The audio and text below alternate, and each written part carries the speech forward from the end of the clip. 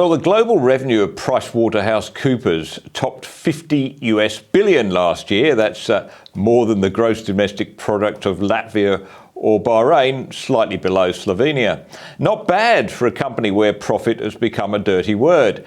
PwC Australia's acting chief executive, Kristin Stubbs, last week blamed the recent scandal that ended the career of her former boss on a culture of aggressive marketing that had allowed profit to be placed over purpose. Profit to be placed over purpose. Well, leaving to one side whether the term inappropriate behaviour adequately describes the disclosure of confidential government tax information to clients, Kristin Stubbs' open letter of contrition raises an interesting question. If the profit motive is a distraction, what exactly was PwC put on earth to do? The mission to which Stubbs alludes is articulated in PwC's global statement of purpose, and it is to build trust in society and solve important problems. Not make a profit, apparently. Like other corporations that have adopted the wokenomic business model, PwC has transitioned from a market-driven entity into one that identifies as a not-for-profit, dedicated to nobler causes than delivering a return to investors. Quote, "Our high standards of ethical behaviour are fundamental to everything we do," the company states in its official corporate documents. "Our values define who we are, what we stand for, and how we behave." Well, the embarrassment sweeping over PwC's local division is a manifestation of the global crisis in woke capitalism. The claim that there are higher ethical standards at work has been exposed as a sham.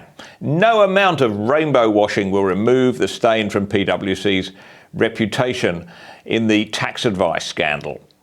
The business case for LGBT plus inclusion was set out in a recent report by PwC.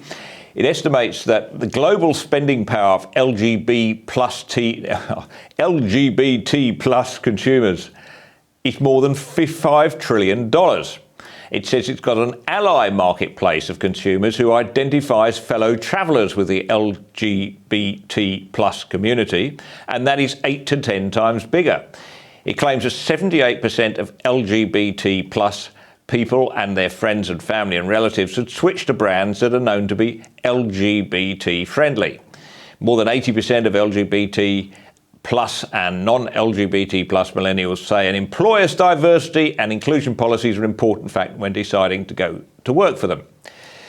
That is the PwC's advice on building an LGBT friendly business model. Now, PwC has followed its own advice to the letter. Last year, it sponsored the Australian LGBTQ Inclusion Conference in Melbourne. Its former CEO, Tom Seymour, used his platform in the conference brochure to boast of PwC's inclusive culture that embraces differences, one that allows us to live our values every day, be ourselves, feel empowered, and to realise and discover all our potential. Well, perhaps this frivolous diversity gibberish did come from the heart and was not just cut and pasted from the countless other statements that assure us of PwC's faithfulness to the official religion of our day. Or perhaps that gibberish meant nothing more than the removable rainbow tattoos, for instance, worn by those who feel the need to show they care. Either way, the cracks are appearing in the woke corporatism business model, highlighted by the consumer backlash that's taken tens of billions of dollars off the value of US shares. Anheuser-Busch's market value has fallen by US $27 billion since April the 1st. That was the fateful day that Dylan Mulvaney, a man who identifies as a woman, announced his partnership with Bud Light.